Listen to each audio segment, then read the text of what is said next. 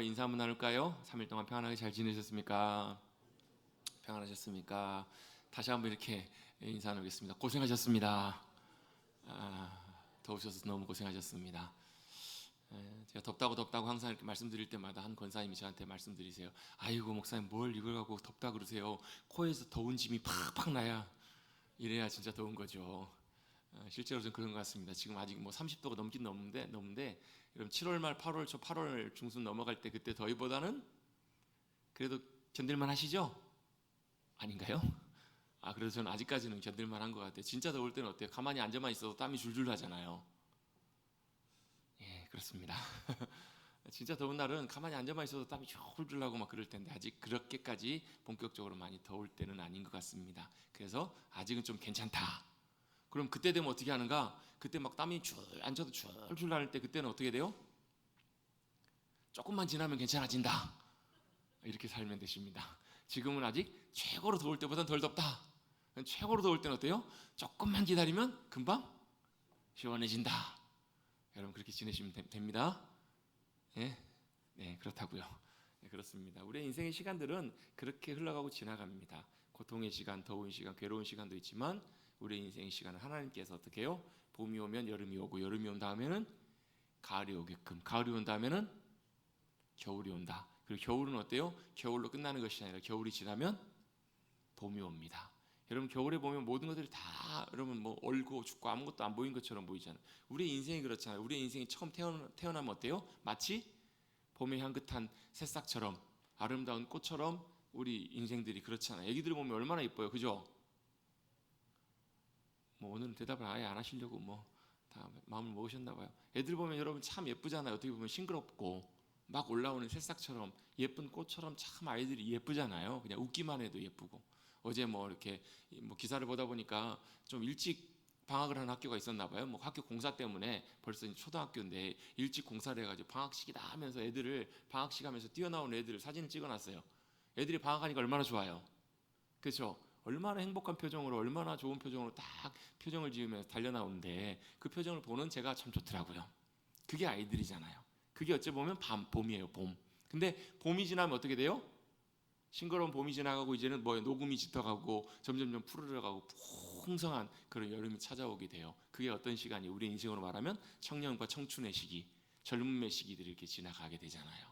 우리 인생의 젊음의 시기들이 그렇게 정말 여름처럼 뜨겁게 열정적으로 막 여러 가지 뭐 때때로는 태풍이 오기도 하고 때때로는 뜨거운 땡볕처럼 쉽지 않은 과정들을 지나가지만 그때가 언제예요? 가장 강성하고 가장 그때가 어때요? 활기차할 때이잖아요. 어떻게 보면 제일 자라갈 원숭이 있는. 그러다가 어때요?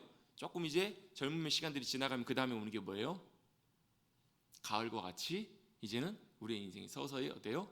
열매를 맺어가는 작년을 지나가는 그 시간들을 지나가게 됩니다. 50대, 60대를 지나면서 우리의 인생에 지나왔던 인생의 시간들을 어떻게 해요? 마치 수확을 하듯이 열매를 거두고 이런 시간들을 지나가게 돼요. 근데 또 금방 겨울과 같은 우리의 인생이 찾아와요. 어때요? 점점 우리의 몸도 연약해지고 쇠약해지고 몸도 말라가고 마치 뭐처럼요? 낙엽 떨어져가는 나무처럼. 그러다 어때요? 추위가 찾아오면 모든 것이 다 꽁꽁 얼고 죽는 것처럼 보이는 우리 육신의 삶도 그렇게 가요. 근데 참 감사한 건 뭐냐면 우리에게는 뭐가 있냐면 예수 그리스도를 통해서 우리에게 허락해 주시는 또 영원한 새 생명의 아름다운 영광의 봄이 우리를 위해서 기다리고 있어요. 죽음으로 끝나는 것이 아니라 메마른 우리 육신으로 맞춰버리는 것이 아니라 메마른 나뭇가지와 같은 우리의 인생 가운데 누가요? 주님이 우리의 영원한 생명이 되어주시기에 죽음 앞에서도 우리의 인생의 마지막 앞에서도 담대할 수 있는 것, 그것은 뭐예요? 영원한 예수 그리스도의 생명이 우리 가운데 약속되어 있고 그 생명으로 주님께서 저와 여러분을 인도해 주실 것을 우리가 믿기 때문에 여러분 그 영광의 자리로 나가시는 우리 사랑하는 성도님들 되시기를 주님의 이름으로 축복합니다. 우리에게는 뭐가 있어요? 주님이 우리에게 생명이 되시는 영원한 생명의 아름다운 봄과 같은 영원한 영생이 우리 가운데 약속되어 있다는 것, 그걸 꼭 기억하시고 우리의 인생 가운데 그렇게 주님의 인도하심 따라 우리의 인생의 시간들을 한 걸음 한 걸음 걸어가시는 우리 사랑하는 성도님들 되시기를 주님의 이름으로 축복합니다. 어느 계절에 계십니까? 가을이십니까? 겨울이십니까? 괜찮습니다. 그래도 우리 인생에 주님이 영원한 생명의 봄이 되어 주실 것을 믿고 의지하며 나가셔서 그 주님과 함께 믿음으로 걸어가시는 우리 사랑하는 성도님들, 아까 우리 찬송했잖아요. 어디를 가든지 겁낼 것 없네, 어디든지 예수님과 함께 가는 그런 주님과 동행하시는 복된 사랑하는 성도님들 되시기를 간절히 바랍니다. 오늘 우리가 창세기 40장 말씀을 우리가 함께 읽었습니다. 우리가 기도에 대한 말씀을 한동안 쭉 나누다가요 다시 창세기 말씀으로 다시 돌아오게 됐는데 창세기 말씀이 참 중요합니다. 제가 지난 2017년 이제 11월에 부임을 해서 12월부터 해서 말씀을 수요일 날마다 말씀을 나눌 때 그때 창세기부터 해서 말씀을 쭉 나눴던 기억이 있습니다. 그래서 한 3년 정도 3년 코로나 직전까지 쭉 이렇게 우리가 한 2년 동안 어디를 살펴봤냐면 창세기, 출애굽기, 레위기 뭐 이렇게 레위 민수기까지 이렇게 말씀을 살펴봤었어요. 그러다가 이제 코로나 때 한동안 잠깐 이제 모임이 잠깐 이렇게 중단되었을 때 지나고 나서 한 1, 2년 후에 다시 수요 예배를 시작할 때 우리 이제 피택적이 끝나고 다시 시작할 때 민수기부터 해서 신명기 말씀을 나누다가 이제 다른 말씀들을 함께 좀 한참 나눴었어요. 그러다가 다시 한번 우리 창세기 말씀을 한번 살펴보자라는 그런 마음이 있어서 창세기를 우리 시작했습니다. 작년부터 다시 시작해서 벌써 한 1년 반째 창세기 말씀을 살펴보고 있습니다. 창세기 말씀이 굉장히 중요하기 때문에 그렇습니다. 창세기는 우리 역사의 시작, 하나님께 창조하신 창조의 내용들뿐만 아니라 뭐 또 있냐면 지금 우리가 살아가는 이 시대 현실과 상황들이 왜 이렇게 됐는지에 대한 분명한 이유와 원인이 창세기에 나와요. 뭐 때문에 그래요? 뭐 때문에 그래요? 뭐 때문에 그렇죠? 같이 한번 고백해 보겠습니다. 하나님과 단절되어서.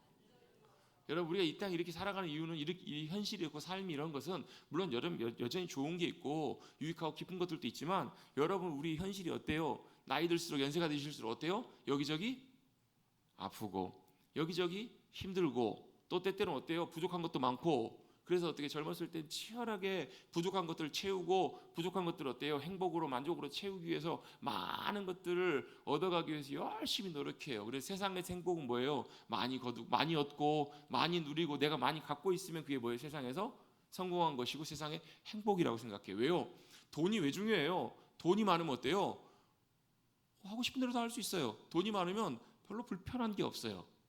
불편한 게 없다고. 불편한 것들이 어때요? 돈이 많으면 다 해결이 돼요. 돈이 많고요 인정받는 귀한 자리에 있으면 권력 있는 그 자리에 있으면 어때요? 내가 어때요? 문도 안 열어도 돼요. 나 가만히 앉아있으면 다 해줘요. 이게 뭐예요? 세상에서 말하는 성공이고 세상에서 말하는 편리한 삶이에요. 근데 편리하고 좋은 것과 평안한 것은 좀 다르다고 제가 말씀을 드린 적이 있어요. 평안한 것은 여러분 그것을 얻을 수 있는 것은 아니에요. 근데 세상의 개념은 어때요? 많은 것들 내가 얻으면 얻을수록 그게 세상에서는 성공이고 만족이라고 본다고. 왜요? 모든 것이 부족하거든요. 모든 것이 모자라요. 이 땅에는 모든 것들은 모자라기 때문에 그거 갖고 다 뭐 하는 거예요? 네가 더 많이 먹는가? 내가 더 많이 먹는가? 그거 갖고 세상에서 아웅다웅거리며 살아가는 것이 우리의 인생이라고. 왜요? 뭐 때문에 그래요? 그 이유가 바로 뭐냐면 하나님과 우리가 단절되어서 그런 거예요.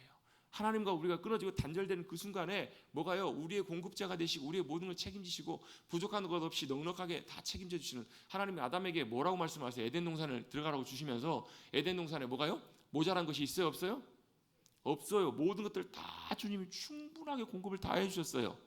그리고 딱 한 가지만 주님이 뭐 약속을 하시고 명령을 하세요. 하나님과 우리 인간을 창조주 하나님과 피조물 우리 인간을 구분하는 그 딱 하나만 주님께서 명령하시고 말씀하시고 나머지는 다 누리라고 하셨어요. 근데 어때요? 사람의 마음속에 누가 찾아와요? 사탄이 찾아오는 거예요. 그게 죄예요. 뭐가 죄인데요? 하나님 자리를 넘어가는 거, 하나님 자리에 내가 앉으려고 하는 거, 하나님 자리에 내가 하나님 되려고 하는 것, 그것 때문에 결국 모든 게 다 깨져버린 거예요. 여러분 인간은 하나님이 될 수가 없잖아요. 하나님으로 살아가야 되는 존재지 하나님처럼 하나님이 되어 살아갈 수 없는 존재가 우리들이라고요. 근데 끊임없이 사탄은 우리에게 어떻게 해요? 야, 네 인생의 주인은 너다. 네 인생의 주인은 너, 하나님의 너다. 네 인생 온 우주 만물의 주인이 누구라고요? 자기 자신이라고 이렇게 얘기를 한다고요. 속게 만들어요. 그게 언제요? 우리 이 땅에 사는 동안에는 그럴 것 같아요. 근데요 머지않아 금방 어둠이 찾아오고 죽음이 우리를 덮치면 그 안에서 우리가 할 수 있는 것이 아무것도 없다는 것을 알게 돼요. 우리가 할 수 있는 것이 실제로 많은 것처럼 보이지만 아무것도 할 수가 없어요. 정말 세상에서 모든 돈을 다 소유를 가진 사람이에요. 뭐 부와 명예와 모든 걸 다 가졌어요. 근데 이분이 어때요? 연세가 많이 드셨어요. 80, 90이 넘으셨어요. 그럼 어때요? 그것이 별로 의미가? 물론 여러분 아파도 좀 편안하시겠죠. 왜? 최고급 VIP 병동 가서 치료받으면 되니까. 그렇죠. 뭐 제일 좋은 개발된 약물 같은 거 다 쓰면 되니까 좋겠죠. 그래도 막을 수가 없어요. 뭘요? 시간의 흐름을. 늙어가고 결국은 죽음을 향해서 나가는 그 발걸음을 멈출 수가 없는 것이 우리의 인생이라는 거예요. 결국 그것이 아무런 쓸모가 없어질 때가 온다라고요. 그건 여러분 하나님께서 원래 의도하신 인생이 아니에요. 원래 하나님께서 우리를 만드시고 어떻게 하셨다고요? 하나님과 더불어 하나님으로 인해서 하나님과 함께 살아가도록, 하나님 안에서 누리고 살아가도록 하나님께서 저와 여러분을 부르시고 만드셨는데, 그게 어때요? 죄 때문에. 죄가 뭐예요? 하나님 자리에 우리가 앉아 있는 게 죄예요. 선악과 사건이 그거거든요. 결국 주종이 바뀌고 자리가 바뀌면서 우리가 그 자리에 앉아 있으면서 하나님과 우리가 단절된 거예요. 끊어져 버린 거예요. 하나님도 그건 용납하실 수가 없는 거예요. 왜요? 그 죄이기 때문에, 불법이기 때문에. 결국은 인간과 하나님이 어떻게 갈라서요? 에덴에 쫓겨납니다. 에덴에 쫓겨나고 어떻게 해요? 인간을 만드신 이 땅 가운데 두게 하세요. 근데 하나님께서 야, 너희 나가면 그렇게 될 거다라고 어떻게 해요? 밤새도록 평생토록 땅을 파서 먹고 살아도 어때요? 부족할 거라고. 왜요? 땅이 척박하기 때문에 하나님의 공급하심과 역사하심이 없으면 우리 인생이 그럴 수밖에 없다라는 것을 주님 말씀해 주세요. 왜? 너희는 흙에서 온 존재들이야. 진짜 생명은 나에게로부터 오는 거야. 주님은 그것을 우리에게 여전히 보여주시고 말씀해 주신다는 거예요. 그걸 다시 회복하시기 위해서 단절된 관계를 회복하시기 오신 분이 누구시냐면 예수님이세요. 그 예수님을 통해서 누가요? 저와 여러분이 하나님과 뭐가 됐어요? 단절된 관계가 회복이 되었어요. 다시 어떻게 해요? 하나님과 함께 살아갈 수 있는. 그래서 여러분, 우리의 믿음의 삶은 누구예요? 하나님과 함께 살아가는 것이, 함께 동행하는 것이 믿음의 삶이에요. 함께 가십시다. 누구와요? 주님과 함께. 또 주님과 함께 가다 보면 누가 있어요? 주님과 함께 걸어가는 믿음의 동지들이 있어요. 믿음의 지체들이 있어요. 동역자들이 있어요. 그게 누구예요? 누구예요? 성도들.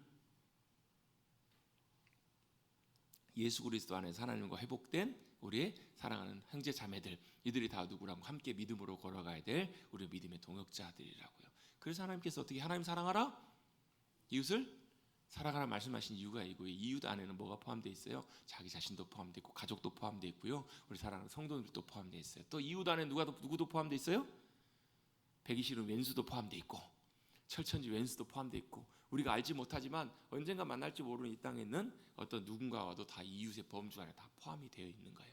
하나님을 사랑하고 우리 형제간에 또 사랑하는 거. 우리 지난주 로마서 말씀 나눴던 것처럼 로마서에 보면 뭐가 나와요? 삶의 예배를 드릴 때 어디서부터 예배를 드리라고요? 제일 먼저 시작해야 될 것이 바로 뭐냐면 우리를 한 몸으로 삼아주신 공동체, 교회 공동체, 여기서부터 우리의 삶의 예배를 드리라고. 왜? 한 지체니까. 팔다리가 서로 싸워요. 그러면 여러분 어떻게 하실래요? 다리가 가려고 하는데 마음에 안 든다고 손이 어떻게 해요? 너 그쪽으로 가지 마 하면서 다리를 확 낚아채요. 그럼 어떻게 돼요? 한번 해보세요. 일단 집에 가시다가 오른발로 걸으시다가 오른손으로 얌마 너 그쪽으로 가지 마 하면 다리를 딱 잡아보세요. 어떻게 돼요? 꼬꾸라집니다. 그럼 팔다리가 서로 미워하기 싸우기 시작하면요, 정상적인 몸이 될 수가 없어요. 몸은 어때요? 하나예요. 하나.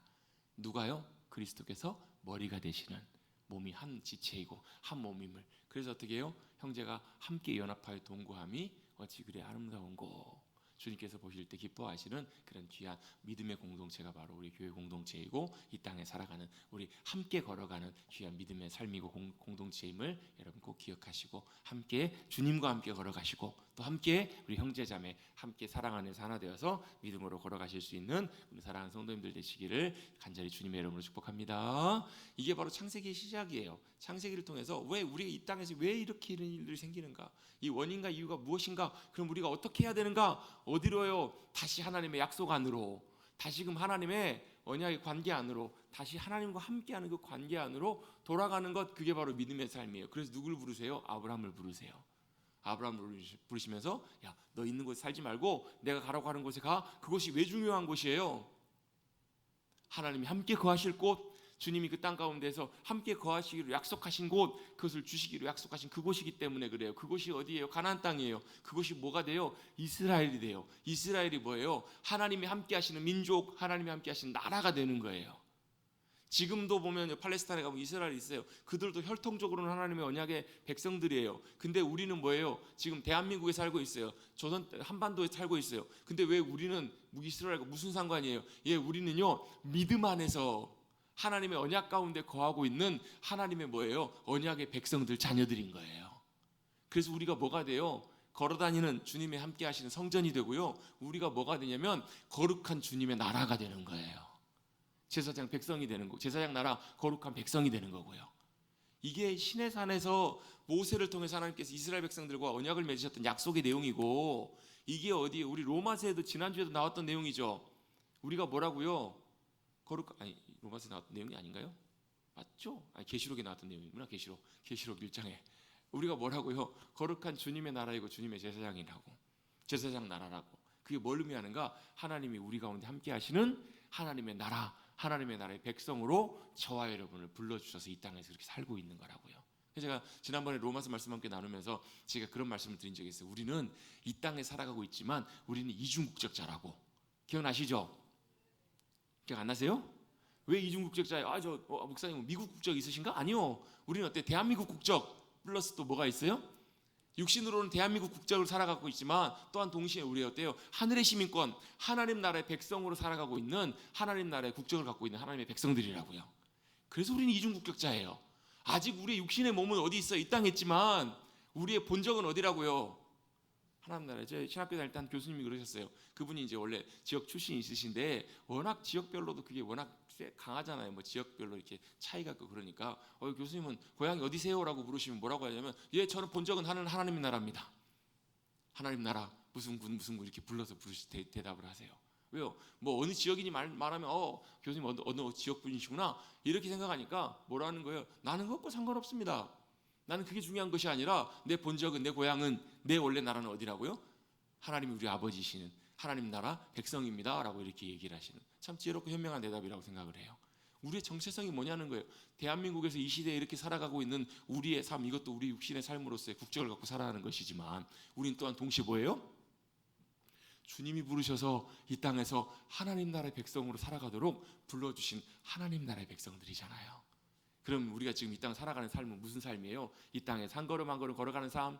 이 땅에 대한민국 어때요? 전라북도라고 하면 안 되죠. 전북특별자치도 맞죠? 전북특별자치도, 전주시, 덕진구, 송천동에 살고 있는 누구누구, 이것도 중요하지만 여기에서 뭘 살고 있는 거예요? 하나님 나라의 백성으로 하나님 나라를 살아가고 있다라는 거예요. 이게 하나님의 놀라운 언약의 부르심이고 하나님의 계획이에요. 이게 바로 주님과 동행하는 삶이거든요. 여러분 그 삶으로 나아가시기를 간절히 바랍니다. 기억하십시다. 뭘요? 우리가 이 땅에 살고 있지만 또한 동시에 하나님 나라의 백성으로 살아가고 있다는 것을 기억하라. 그래서 누구를 부르세요? 아브라함을 부르세요. 그 아브라함 약속 안에 뭐가 있어요? 너는 복이 될 거라, 세상에 복이 될 거라고요. 왜? 하나님께서 아브라함과 함께 하시면서 하나님의 나라를 이루시고 그 나라를 통해서 뭘요? 세계 열방 가운데 하나님이 누구신지, 하나님의 나라와 통치가 어떤 것인지를 주님이 보여주시려고요. 그래서 마지막 때 주님이 모든 역사와 영광들을 다 이루실 때는 어떤 일이 벌어지냐면 그 나라로 모든 열방이 주님 앞으로 다 나오게 될 거라고. 그 예언이 어디 나와요? 이사야 60장에 보면 나와요. 그게 잠깐 성취가 됐던 적이 있어요. 그게 언제냐면 솔로몬 왕 때예요. 솔로몬 왕 때 어때요? 솔로몬의 지혜를 보고 솔로몬의 영광과 명예를 보고 그 주변에 있었던 많은 사람들이 솔로몬을 만나러 올 뿐만 아니라 솔로몬에게 지혜를 주시고 솔로몬에게 함께 하시는 그 주님 앞에 나와요. 그리고 정말 당신에게 지혜를 주신 그 하나님께 참 무한한 영광을 돌린다고, 하나님 참 위대하신 분이시라고 고백해요. 열방들이 주님 앞으로 나오는 역사들이 일어나요. 마지막 때 주님이 온 땅을 다스리실 때 심판하실 대적들은 심판하시고 주님께로 나오는 수많은 영혼들은 주님 앞에 엎드려 경배하는 그런 놀라운 영광의 역사들이 일어나게 될 줄로 믿습니다. 그게 하나님의 의도시고 하나님의 계획이시라고요. 그게 아브라함을 부르신 목적이에요. 아브라함은 누구를요? 이삭은 누구를요? 야곱을. 그리고 원래 야곱 다음에 누가 등장해야 돼요? 원래는 르우벤이 나와야 되잖아요. 르우벤이 장자니까. 근데 여러분 역대상 5장 말씀을 보면 르우벤이 어때요? 큰 실수를 하잖아요. 아버지의 첩을 범해요. 결국은 어떻게 해요? 장자로부터 자격이 박탈이 돼요. 그리고 누구를요? 요셉을 장자로 하나님께서 세우세요. 원래 사실 야곱이 제일 사랑했던 여인이 누구예요? 요셉의 어머니였던 라헬이잖아요. 라헬. 성경 퀴즈 대회를 한번 했으면 좋겠어요. 그래서 성경 퀴즈 대회를 한번 해가지고 범위를 정해놓고 우리 성경 말씀들을 한번 같이 한번 해가지고 뭐 개인전 또 팀전 이렇게 해가지고 뭐 선교회별로 이렇게 해가지고 성경 퀴즈 대회를 한번 하면 좋겠다 싶어요. 자, 야곱이 가장 사랑했던 여인이 누구라고요? 라헬이에요. 라헬의 아들이 누구예요? 요셉과 베냐민이에요.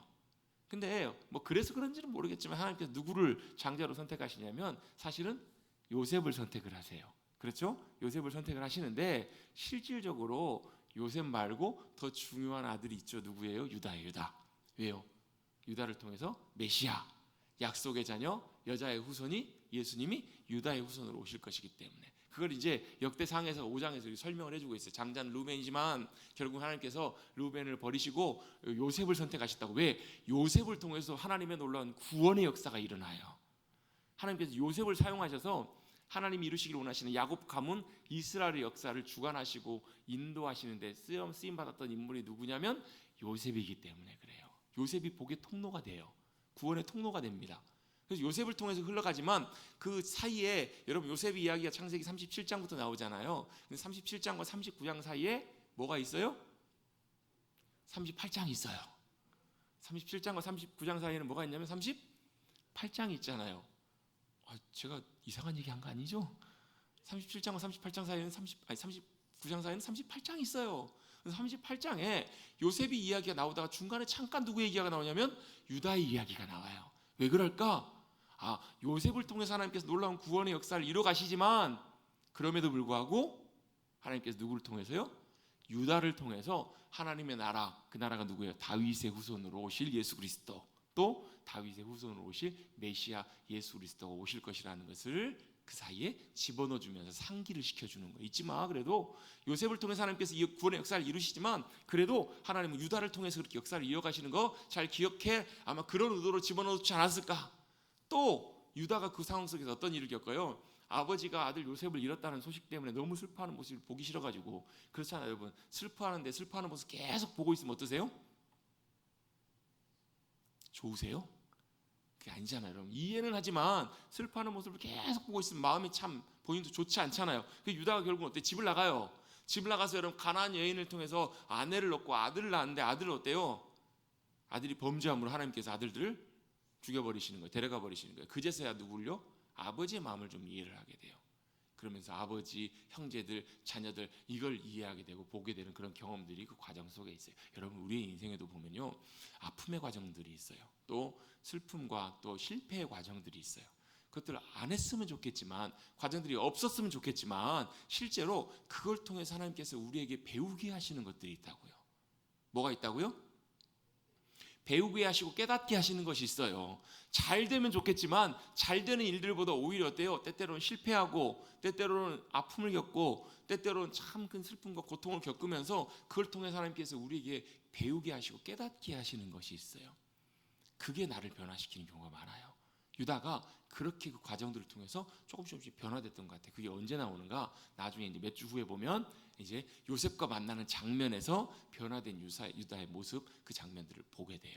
여러분 우리가 그냥 변화될 것 같죠? 절대로 그냥 변화되지 않아요. 그래서 옛날에 유명한 말이 있습니다. 실패는 성공의 어머니다라는 말이 무슨 말이냐면 실패를 통해서 뭐 하는 거예요? 우리가 배울 뿐만 아니라 우리가 변화되기 때문에 그래요. 성장하기 때문에 그래요. 그래서 여러분 너무 실패를 좌절하지 마시고 또 실패에 대해서 너무 또 무서워하거나 부담 갖지 마시고 하나님께서 나에게 그걸 통해서 배우게 하시고 깨닫게 하기를 원하시는 것이 있구나 라고 생각을 하시고 그 과정들을 통해서 우리가 잘 배우고 성장해 가시는 우리 사랑하는 성도님들이 되시기를 간절히 바랍니다.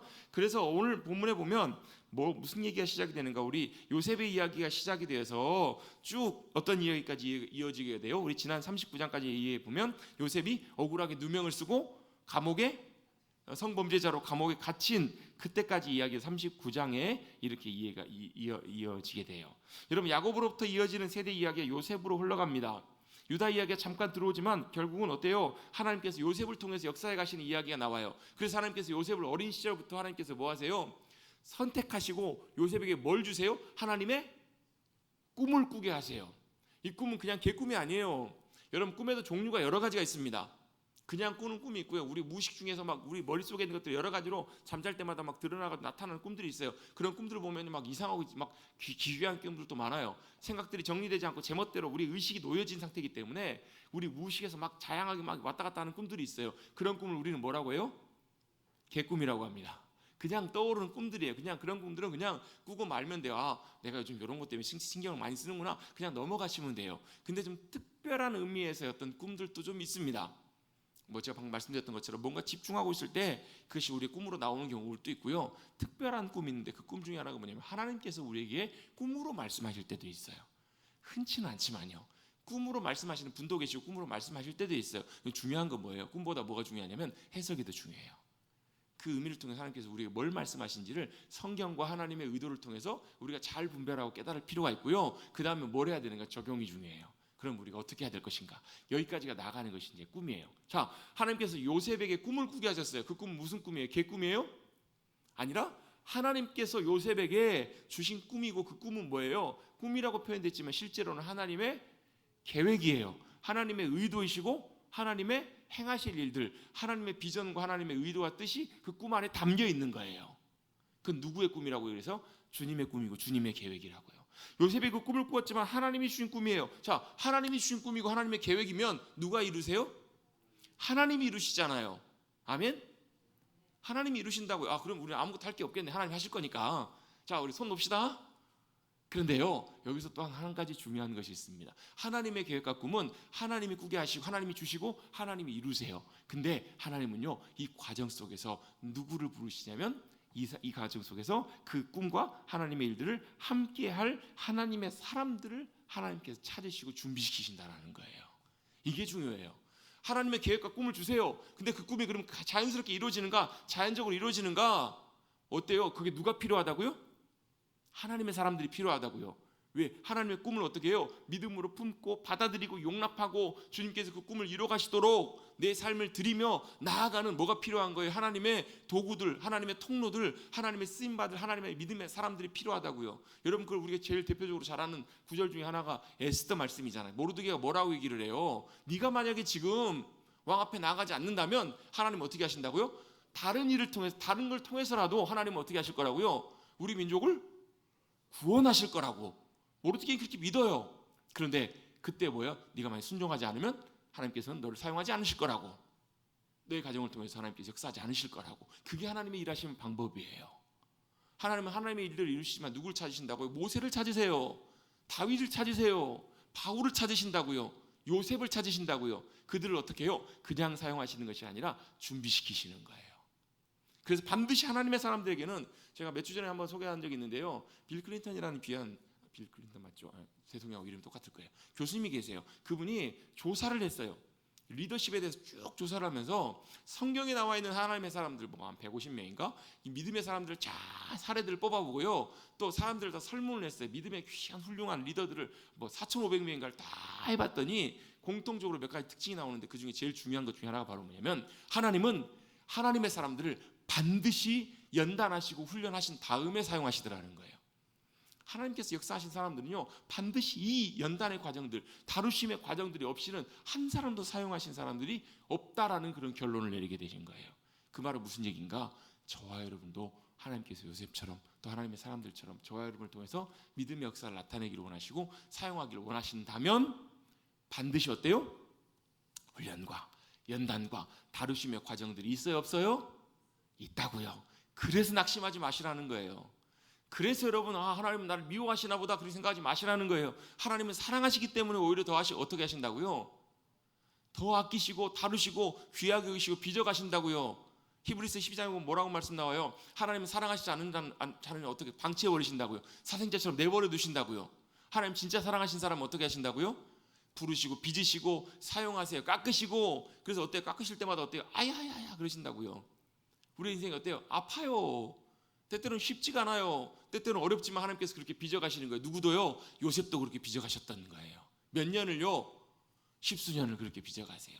그렇게 준비해 가시는 과정들을 통해서 하나님께서 주님의 역사와 일들을 그렇게 나타내 주시는 거예요. 나중에 요셉이 그걸 알게 되고 깨닫게 되잖아요.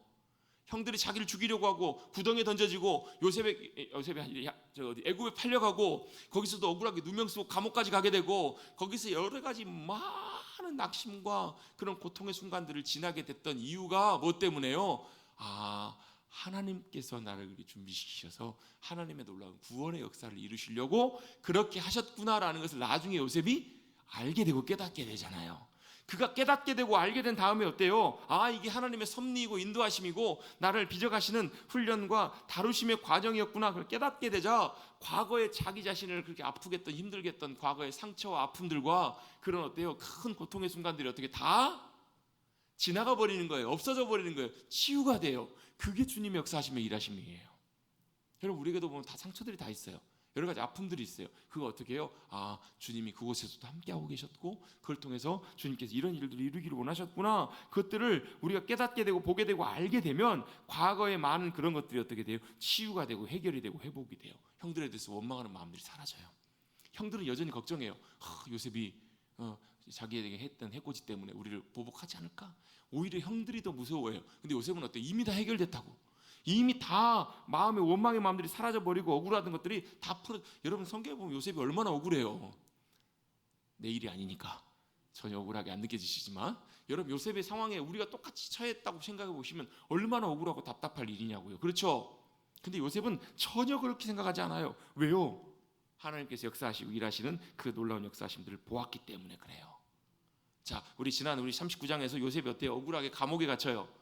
자기가 잘못한 것도 하나도 없는데 오히려 자기는 어때요? 하나님의 뜻 가운데 공의대로 행하려고 했는데 오히려 더 누명을 쓰고 감옥에 갇히잖아요. 얼마나 미치고 팔짝 된 노릇이에요. 여러분 생각해보세요. 여러분이 만약 요셉 입장에서 감옥에 들어갔다, 여러분 어떻게 하실래요? 밤마다 잠이 오시겠어요? 아마 화병 나서 돌아가시지 않을까요?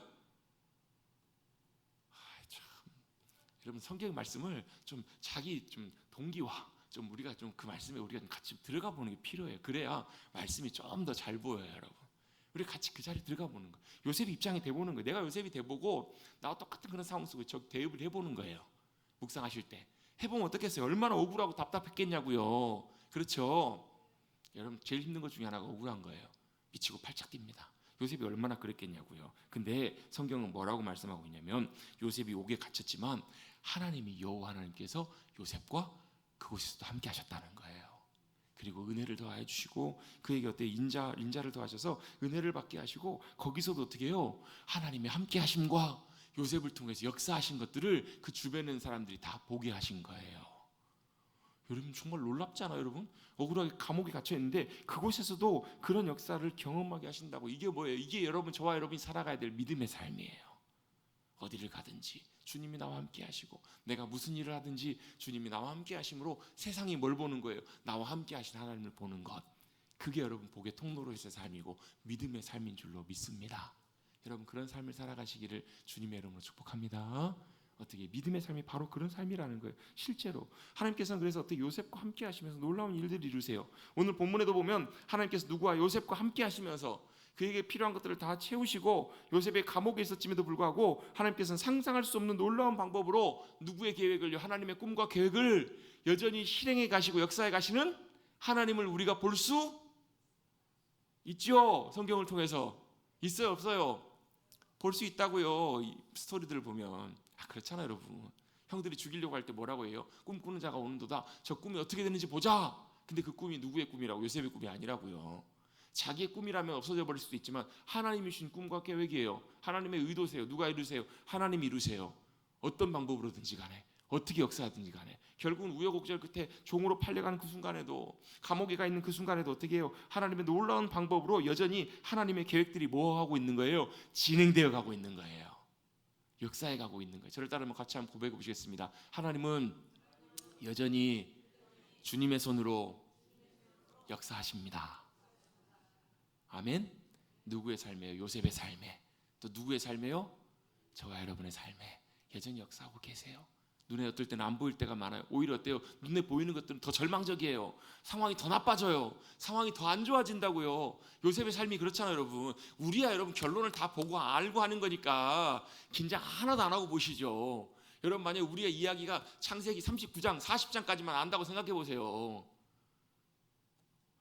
좀 상상을 해보시자고. 그렇게 상상력들이 좀 있으시면 좋을 텐데 상상을 한번 해보세요, 여러분. 우리가 결론을 다 알고 보니까 그렇지만 어때요? 요셉의 상황에서 내가 이 상황 속에 딱 있다고 쳐보세요. 얼마나 사실 답답한 일이에요. 현실은 하나님 함께 하신다고 하는데 왜 일이 더 안 돼요?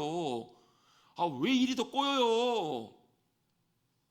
여러분, 물론 우리가 실수하고 우리가 하나님의 길을 떠나서 우리의 일들이 어려움을 만나기도 합니다. 우리가 그건 분별할 필요가 있어요. 왜요? 우리가 혹시라도 우리의 생각대로, 우리의 의도대로, 우리의 마음대로 하다가 그런 어려움들을 만나기도 해요. 그건 뭐예요? 돌이키고 버릴 것 버리고 주님께로 다시 주님 찾고 돌아오시라는 주님의 사인이에요. 돌이키시면 돼요. 늘 우리를 점검하는 것들이 필요해요. 우리의 마음과 중심을 점검하고. 근데 그게 아닌데 하나님 앞에 온전하게 신실하게 주님 잘 따라가고 있는데 여전히 뭐예요? 이런 일들을 경험하고 어려움을 겪을 때 우리는 뭘 해야 될까? 어떻게 해야 될까? 요셉의 입장에서 한번 살펴보시자는 거예요. 요셉의 상황에서 한번 보자는 거예요. 자, 한번 말씀 봅니다. 1절. 그 후에가 언제예요? 요셉이 억울하게 감옥에 갇힌 후입니다. 요셉의 감옥에 갇힌 후입니다. 언제인지는 우리는 정확하게 알 수 없어요. 그런데 17살 지난 요셉이 그의 인생 가운데 애굽에 팔려와서 그곳에서 감옥에 갇히게 되는데 사실 그 정확한 횟수와 숫자는 우리는 정확하게 알 수 없어요.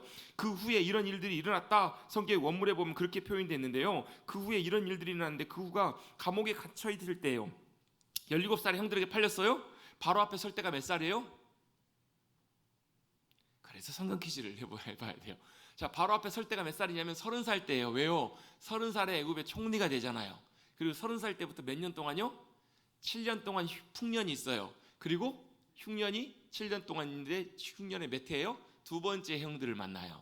그러니까 자, 형들이 요셉을 판 다음에 요셉을 다시 제외하기까지 몇 년의 시간이 걸리는 거예요? 대략 22년 정도 이상의 시간이 걸리게 되는 거예요. 지금 요셉은 그 과정 속에 있는 거예요. 몇 년인지는 정확히 알 수는 없지만 그가 감옥에 갇혀 있어요. 감옥에 갇혀 있는데 감옥에 갇혀 있는 숫자를 수일이라고 표현되어 있어요. 그 숫자는 정확한 숫자는 아니에요. 얼마인지 몇 년인지 우리는 알 수가 없는데 성경에 어떤 사람들은 그 수일을 수년으로 보고 있어요. 고로 요셉이 얼마 동안 감옥에 있었는지는 알 수는 없지만 적어도 오랜 시간 감옥에 있었던 것은 우리가 분명히 성경을 통해서 알 수 있다라는 거예요. 정확하게는 알 수 없지만 요셉이 감옥에 있을 때 어떻게 감옥에 있었을까? 만약에 제가 요셉이었으면 제가 말씀을 준비하면서도 그런 생각이 들어요. 다 그냥 때려쳐버리고 포기해버리고 싶을 것 같아요. 인생을 포기해버리고 되는 대로 하는 것 되는 것도 없고 갈수록 어때요? 모든 것이 다 최악으로 치닫는 자신의 인생을 보면서 어때요? 낙심해버리고 좌절해버리고 그냥 되는 대로 살자 가망이 없어. 그러니까 여러분 그 당시 감옥이라는 게 뭐 몇 년형 결정된 것도 아니고 언제 나올지도 모르고 내 인생이 그냥 거기서 끝나버릴 수 있는 그런 인생에 던져지는 것이 바로 감옥이거든요. 가망도 없어요. 어떻게 될지도 아무것도 몰라요. 쉽지 않아요. 여러 가지 상황들이 형편과 처지를 볼 때 비관할 수밖에 없는 상황이라고요. 그럼 어때요? 마음이 무너질 수밖에 없어요. 그런데 그럼에도 불구하고 요셉의 행동들과 모습들을 통해서 우리가 하나 유추해 볼 수 있는 것이 있어요. 요셉의 모습을 보면 마음으로는 그랬겠죠. 그가 억울하게 감옥에 가고 또 우리 오늘 본문에 나오는 것처럼 술 맡은 관원장이 자기를 잊어버려가지고 이제나 나를 도와줄까 저제나 나를 도와줄까 그렇게 몇 년을 기다려요? 2년을 기다려요. 2년을. 여러분 2년이라는 시간을 알고 기다리면 그래도 기다릴 만한데요. 2년이 될지 5년이 될지 10년이 될지 여러분 한 1년 기다렸는데 아무런 기별이 없어요. 그럼 뭐 한 거예요? 이미 끝난 거예요. 이미 잊어버리고 이제 이건 더 이상 이제 방법이 없는 거잖아요. 그러면 어때요? 낙심하고 얼마나 큰 좌절이 요셉을 찾아왔겠냐고요. 그런데 요셉의 행동과 모습들을 보면 그 상황 속에서 절망하고 낙심해 볼 수밖에 없는 상황 속에서도 그런 마음이 들었을 때도 그가 어때요? 금방 어떻게 보면 자기 자리로 금방 돌아가는 것을 보게 돼요. 어떻게 할 수 있는가? 요셉이 감옥에 있을 때 어떻게 지내요? 내가 억울해가지고 내가 못 살겠노라고 막 이렇게 지내는 것 같으세요? 아니 우리 39장 뒷부분에 보면요 이런 표현들이 나와요. 감옥의 간수장에게도 은혜를 입어요. 간수장에게도 인정을 받는다고요. 그래서 모든 걸 다 맡겨요. 그 말은 무슨 얘기예요? 요셉이 그런 마음들이 있었음에도 불구하고 낙심하지 않고 어땠다라는 거예요. 맡겨진 일들을 여전히 하루하루 감당하며 지냈다라는 것을 보게 돼요. 또 어떻게 왕의 술 맡은 관원장과 떡 맡은 관원장이 감옥에 들어왔어요. 근데 그들을 어떻게 해요? 그들을 잘 섬기다가 뭘 봐요? 오늘 얼굴빛이 좋지 않네? 그걸 보는 거예요. 여러분 그게 여러분 낙심한 사람이 그게 보여요 안 보여요?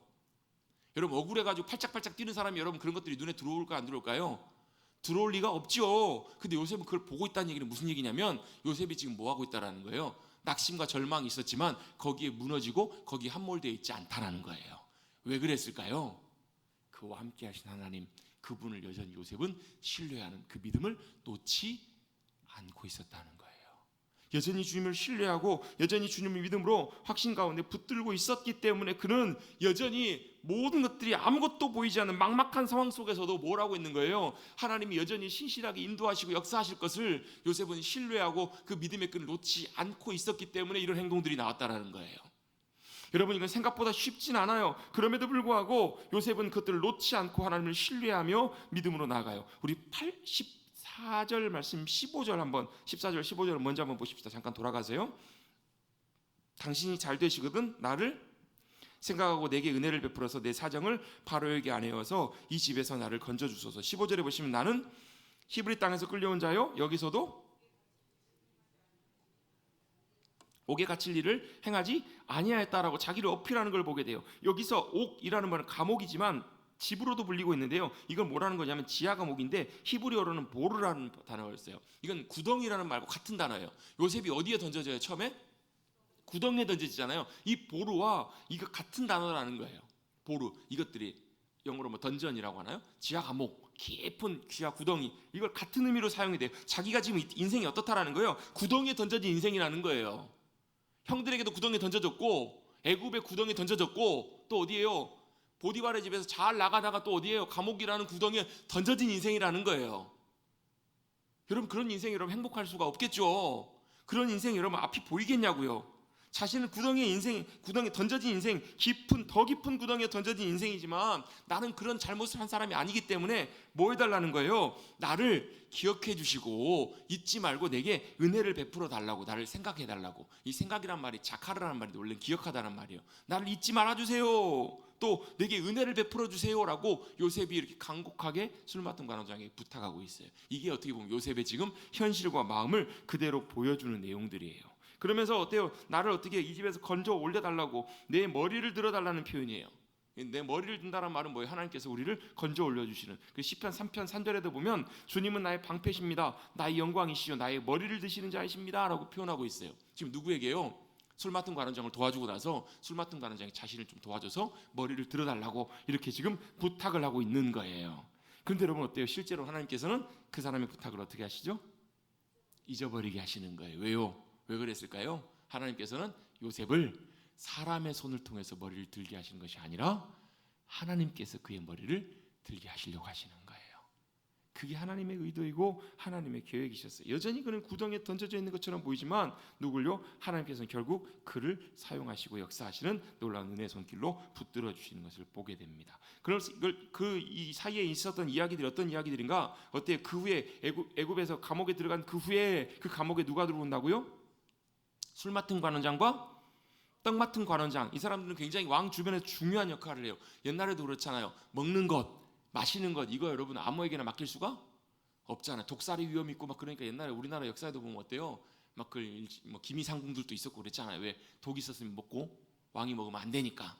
그런 것처럼 굉장히 믿을 만한, 신뢰할 만한 두 사람이었기 때문에 굉장히 측근이었을 거라고요. 근데 성경에 보면 이들이 애굽 왕 앞에서 범죄를 했대요. 무슨 죄인지는 몰라요. 죄를 지어서 감옥에 들어오게 된 거예요. 굉장히 노해서 바로가 굉장히 노해서 그들을 어떻게 친위대장이 누구예요?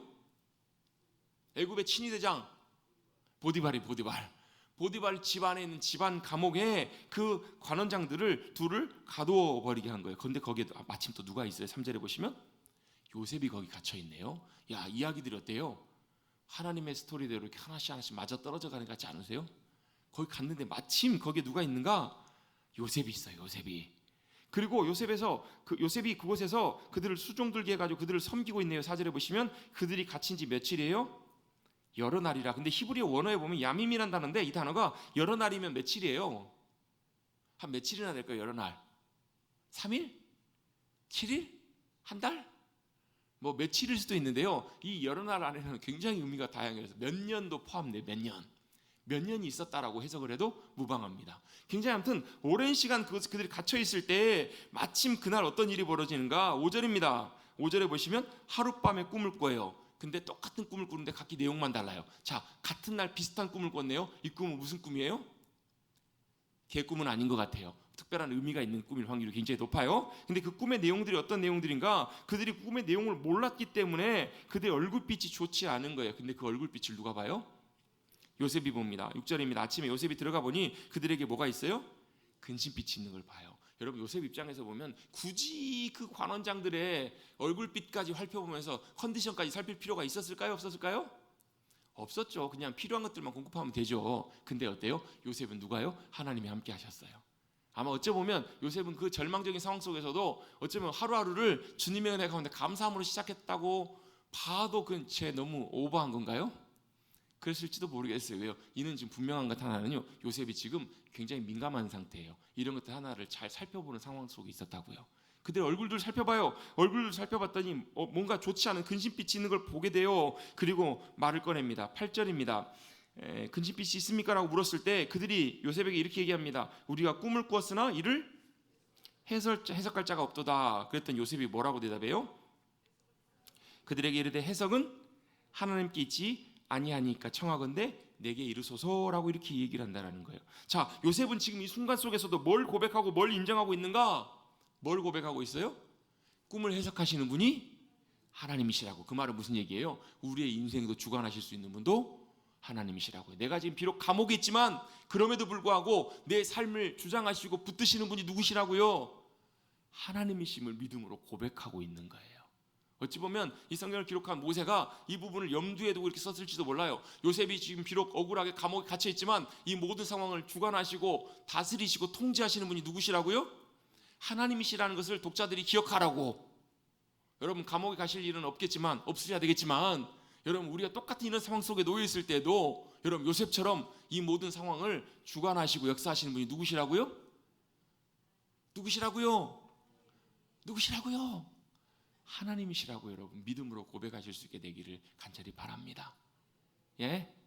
아멘? 하나님이 주관하신다고, 하나님이 꿈을 해석하신다고, 해석은 하나님께 있지 아니하냐고 이렇게 얘기를 합니다. 그렇게 해석을 꿈을 통해서 어때요? 하나님께로부터 온 것을 분명히 그들에게 보여줍니다. 아마 그 술 맡은 관원장과 떡 맡은 관원장도 요셉이 어떤 사람으로 보였을까요? 뭔가 좀 특별한, 또 신령한 사람으로 보지 않았겠냐는 거예요. 해석은 하나님께 있습니다. 그래서 하나님을 통해서 그 꿈을 해석하게 하시고, 주님이 주신 해석으로 꿈을 해석하게 하시고, 꿈대로 돼요, 안 돼요?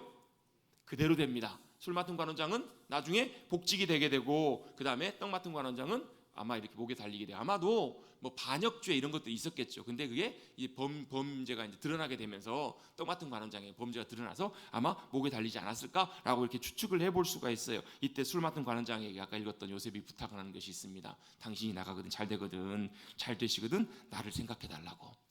이게 어떻게 보면 하나님의 계획 속에서도 하나님의 계획과 뜻 가운데 이 역사가 일어나는 것도 있고요. 요셉의 마음을 놓고 보자면 요셉을 하나님을 신뢰하면서 지금까지 달려왔던 인생임에도 불구하고 여전히 뭐가 남아있어요? 사람을 의지하고 사람을 기대는 마음이 여전히 요셉 마음속에도 남아있다는 거예요. 이게 어찌 보면 요셉의 마지막 테스트였을지도 몰라요.